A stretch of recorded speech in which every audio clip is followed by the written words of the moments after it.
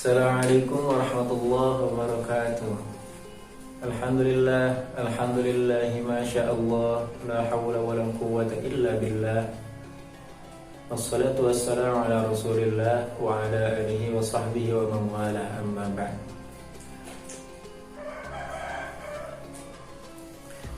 Pemirsa yang dirahmati Allah, sepantasnya kita senantiasa bersyukur kepada Allah yang mana sampai detik ini kita masih diberikan nikmat berupa nikmat iman dan Islam, yang mana dengan nikmat tersebut kita sebagai seorang muslim masih bisa melaksanakan ketaatan, yakni saum di bulan Ramadan.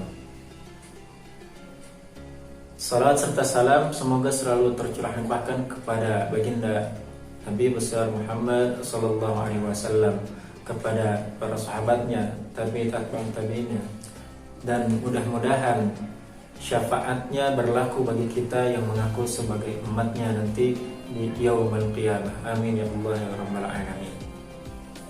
Pemirsa yang dirahmati Allah, insyaallah pada kesempatan kali ini Al-Fakir akan memberikan sedikit sepatah dua patah kata wasiat khususnya untuk Al-Fakir pribadi, umumnya untuk pemirsa sekalian. Mudah-mudahan ada manfaatnya, ada hikmah yang bisa diambil dari apa yang dibicarakan Al-Fakir. Di tengah pandemi virus corona ini, di mana bertepatan kita sedang berpuasa di bulan Ramadan, tentunya kita dituntut untuk lebih meningkatkan kesabaran kita. Terlebih orang-orang yang terdampak oleh pandemi tersebut. Misal seorang ayah, di mana seorang ayah tersebut harus menafkahi keluarganya, sedangkan kondisi yang tidak memungkinkan karena pandemi virus corona. Tentu seharusnya meningkatkan kesabaran dalam mencari nafkah. Atau justru seorang ibu rumah tangga yang suaminya mungkin di PHK atau kerjanya, gajinya dikurangi, mungkin terdampak virus corona ini, harus meningkatkan kesabarannya karena suaminya tadi tidak bekerja atau mungkin gajinya dikurangi. Jadi sebisa-bisa harus berhemat, semakin meningkatkan kesabaran. Atau mungkin para jomblo para jomblo fisabilillah ini, itu juga ikut terdampak, gitu kan? Apalagi yang tadinya sudah berencana untuk menikah, gitu kan? Tapi karena ada pandemi virus corona ini, terpaksa pernikahan yang dinantikan itu harus ditunda. Nah, itu juga harus meningkatkan kesabarannya ya.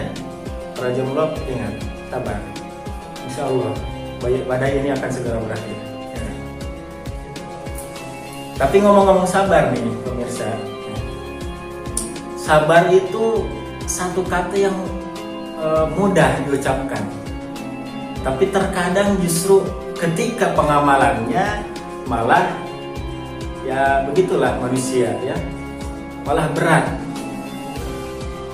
Padahal coba kita bandingkan pahala sabar dengan pahala amalan-amalan yang lain.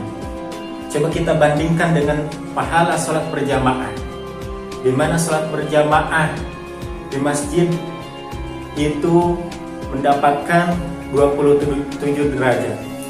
Pahala sedekah itu dihitung bisa sampai 70.000 derajat, 70.000 kebaikan. Pahala membaca Al-Quran itu dihitung 1 huruf 10 kebaikan. Nah, bagaimana dengan sabar? Gitu kan? Nah, sabar ini justru sudah tidak ada hitungannya. Sebagaimana firman Allah dalam Al-Quran, innama yuwaffas sabiruna ajrahum bighairi hisab. Sungguhnya hanya orang-orang yang bersabarlah yang dicukupi, yang diberi pahalanya itu bighairi hisab, tanpa ada batasan. bighairi hisrin, tanpa ada perhitungan, biduni adadin, tanpa ada bilangan, biduni wazin, tanpa ada timbangan. Nah, itulah pahala orang yang bersabar. Kalau tadi sholat berjamaah, sedekah, juga membaca Al-Quran, itu masih ada hitung-hitungannya, pemirsa. Tapi ketika kita bersabar, itu tidak ada batasan untuk pahala yang akan diberikan oleh Allah Subhanahu wa Ta'ala. Itulah mengapa sebabnya Allah selalu mengkhususkan sabar dalam ayat. Contohnya, wasta'inu bis-sabri was-shalah. Allah mengkhususkan bahwa meminta pertolongan itu dengan sabar dan salat.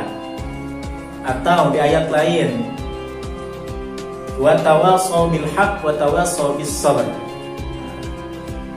di mana dalam ayat itu dijelaskan bahwasanya seluruh manusia itu dalam kerugian kecuali orang-orang yang beriman dan beramal saleh, dan orang-orang yang senantiasa saling menasihati, memberikan wasiat tentang kebenaran dan kesabaran.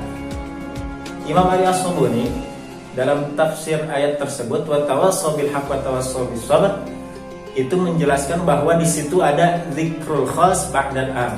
Apa maksudnya? Ada penyebutan sesuatu yang khusus setelah penyebutan sesuatu yang umum. Mana sesuatu yang umum? Al-haq. Al-haq itu adalah umum. Sedangkan as-sabr itu adalah yang al-khas. Ya. Nah, wa tawassaw bil haqq wa tawassaw bis sabr. Kata as-sabr dituturkan, disebutkan setelah kata al-haq, padahal sabar tersebut itu masih termasuk ke dalam al-haq. Karena sabar merupakan amal soleh, sabar pun merupakan kebenaran. Nah, mengapa seperti itu? Lanjut dalam tafsirnya, dalam Safwatul Tafasir jelaskan bahwasanya di situ ada isyadatun, ada sanjungan, ada pujian bifadilatis sabri, terhadap keutamaan sabar. Apa keutamaan sabar? Ya tadi, salah satunya itu adalah pahala sabar tidak ada hitungannya, tidak ada batasannya.